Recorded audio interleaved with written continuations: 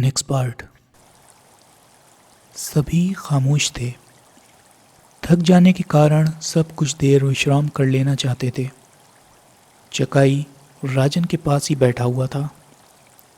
राजन ने पूछा, चकाई, तुम्हारा क्या प्रोग्राम है? अपने संगठन के सदस्यों से मिलकर आगे का प्रोग्राम तय करूंगा। लेकिन अब तुम तिब्बत में स्वतंत्र नहीं रह सकते। जानता हूँ, लेकिन मुझे यहीं रहना है, तिब्बत में, अपनी जन्मभूमि में। नाफी व मैंने अमेरिका में एक कॉलेज में शिक्षा पाई थी। हमारे माँ बाप बहुत रईस थे। उन्हें इसलिए मार डाला गया क्योंकि वो चीनियों के खिलाफ थे और क्रांतिकारियों की मदद करते थे। हम दोनों ने उसी समय कसम ली थी कि अपने देश को गुलामी से मुक्त कराएंगे। उसके लिए हमें अपने प्राणों की आहुति क्यों ना देनी पड़े। मैं तुम्हारे विचारों की कद्र करता हूँ, लेकिन अब तुम खुलेआम कार्य नहीं कर सकोगे। भारतीय क्रांतिकारियों की कहानियाँ हमने पढ़ी हैं, उन्हीं से हमने बहुत कुछ सीखा है। उन्हीं की तरह ज़मीन दोज़ होकर हम अपना आंदोलन चलाएंगे। भगवान तुम्हें सफल बनाए। वैसे लहासा पहुंचकर हम कहाँ ठहरेंगे? शहरी आबादी में एक मकान है जिसमें कई तहखाने हैं, वहीं हमारा हेडक्वार्टर भी है। क्या चीनियों को उस मकान पर शक नहीं होता? नहीं, वो लोग प्रकट रूप से चीनियों की तरफदारी करते हैं। हमेशा यही कहते हैं कि तिब्बत में चीनियों का ही शासन होना चाहिए। इसलिए चीनी उन्हें अपना वफादार समझते हैं, जबकि वो हमारे साथी हैं। उसके बाद उनमें कोई बात नहीं हुई। थकान के कारण एक एक करके सभी सो गए। राजन जागता रहा क्योंकि पहरेदारी भी ज़रूरी थी। एकाएक वो उठा और झरने की तरफ बढ़ने लगा। टार्च उसने जला ली थी। फिर वो ध्यान से एक एक जगह को देखने लगा। झरने के पास ही काफ़ी पत्थर लगे थे। ऊपर की चट्टानें कई जगह से उभरी हुई थीं। वहाँ से निकलने का उसे कोई रास्ता दिखाई नहीं दे रहा था। शायद इन पत्थरों के दूसरी तरफ कोई रास्ता हो। सोचकर उसने उभरी चट्टानों को पकड़ा और पत्थरों पर पांव रखकर आगे बढ़ने लगा।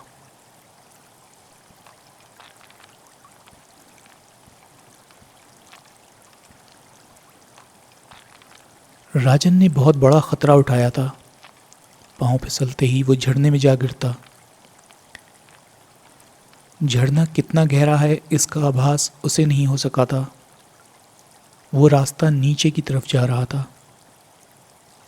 कोई 20 कदम जाने के बाद उसे काफ़ी बड़ी खुली जगह दिखाई दी, जहां खतरे के समय छुपा जा सकता था। उसका चेहरा खिल उठा। फिर वो वापस आ गया और चट्टान से पीठ टिकाकर बैठ गया। कब उसे नींद का झोंका आ गया उसे मालूम नहीं हो सका, लेकिन धमाकों की आवाज़ ने उसे जगा दिया। वो हड़बड़ाकर उठ बैठा। फिर उसने सबको हिला हिला कर जगा दिया। शोभा ने अंगड़ाई लेते हुए पूछा, राजी, क्या हुआ? दुश्मन आ रहा है, हथियार संभाल लो। सबकी नींद काफूर हो गई और उन्होंने हथियार संभाल लिए। हमें मुकाबला नहीं करना है, छुपना है। यार, इकबाल बोला, कहीं तुम्हें नींद के दौरे तो नहीं पड़ रहे? क्या मतलब? इसके अलावा और कौन सा छुपने का स्थान है? झरने की नीचे की तरफ है। जब तुम लोग सो रहे थे तब मैंने देखा था। आओ मेरे साथ। फिर राजन ने उस गुप्त जगह तक जाने का मार्ग बताया और बोला, एक एक करके सब उस तरफ पहुंचो, लेकिन बहुत ध्यान से। अगर फिसल गए तो लाश भी नहीं मिलेगी। फिर सब एक एक करके उस तरफ उतर गए। राजन ने वहाँ अपने दल की उपस्थिति के सारे चिन्ह मिटा दिए और फिर खुद भी सावधानी के साथ दूसरी तरफ पहुंच गया। बहुत से कदमों के साथ कुत्तों के भौंकने की आवाज़ें आ रही थीं। इकबाल बोला, लगता है हरामजादे पहुंच गए। हाँ, कुत्ते उन्हें यहाँ तक ला सकते हैं। तुम मूर्ख हो। जिस रास्ते से हम आए हैं कुत्ते उस रास्ते से नहीं आ सकते। वो झरने के पास खड़े होकर भौंकेंगे, तब चीनी ऑफिसर यही समझेंगे कि हमने झरने की गहराई में कूदकर आत्महत्या कर ली है या निकल गए हैं। राजन बोला। बहुत खूब, चकाई बोला। तुम्हारी बुद्धि की दाद देनी पड़ेगी, लेकिन जब उन्हें लाशें नहीं मिलेंगी तब क्या होगा?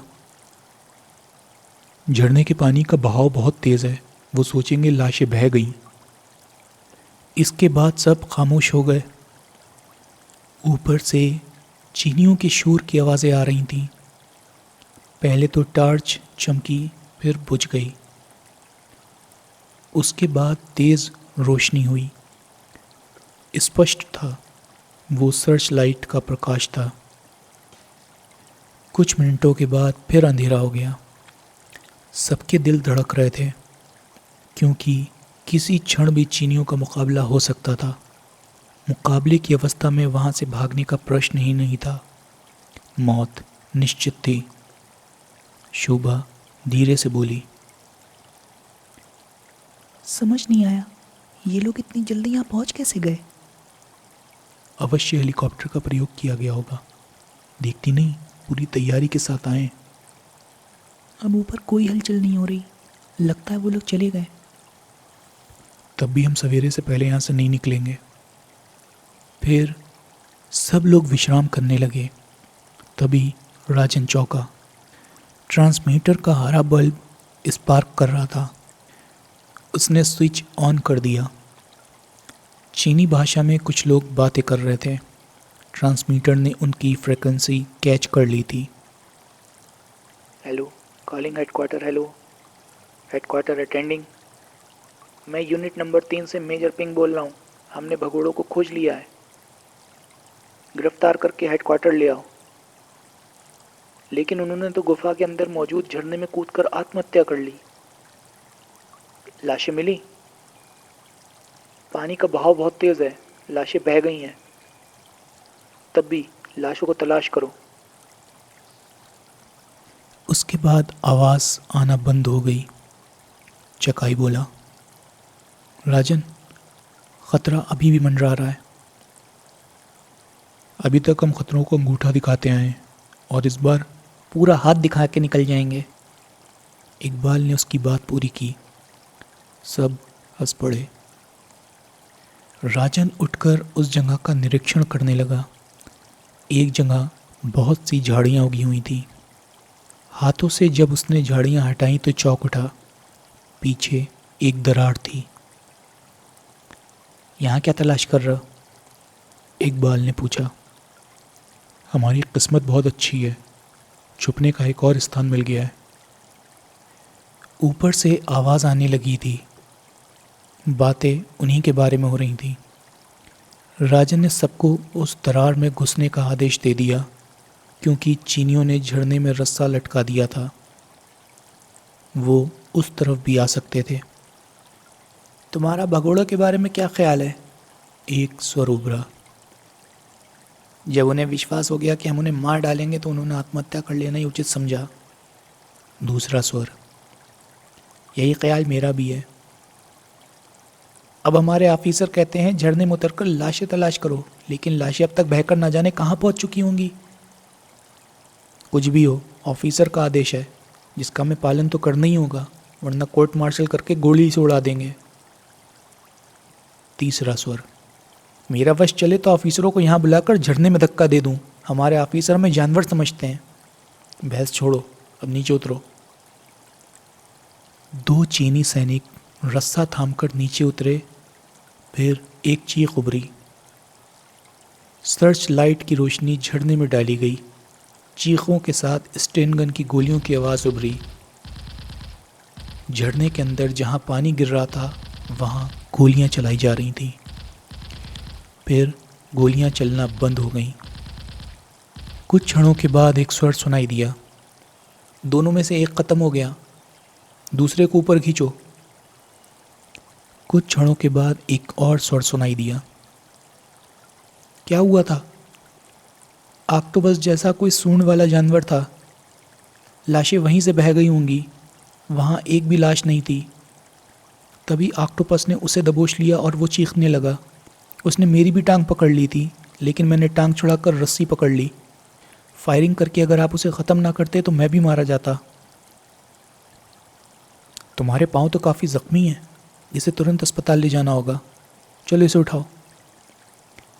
फिर एक ने उसे उठाया। फिर वो लोग बाहर की तरफ चल पड़े। कदमों की आवाज़ें जब बहुत दूर जाकर समाप्त हो गईं तो सबसे पहले राजन वहाँ आया। रास्ता साफ देखकर बाकी सबको भी उसने बुला लिया। राजन, चकाई बोला, रास्ता साफ है, क्यों ना हम यहाँ से निकल चलें? ठीक है, चलो। फिर वो सब सावधानी से बाहर की तरफ बढ़ने लगे। जैसे ही वो लोग गुफा के बाहर पहुंचे तो चौंक उठे। बाहर ज़बरदस्त फायरिंग हो रही थी।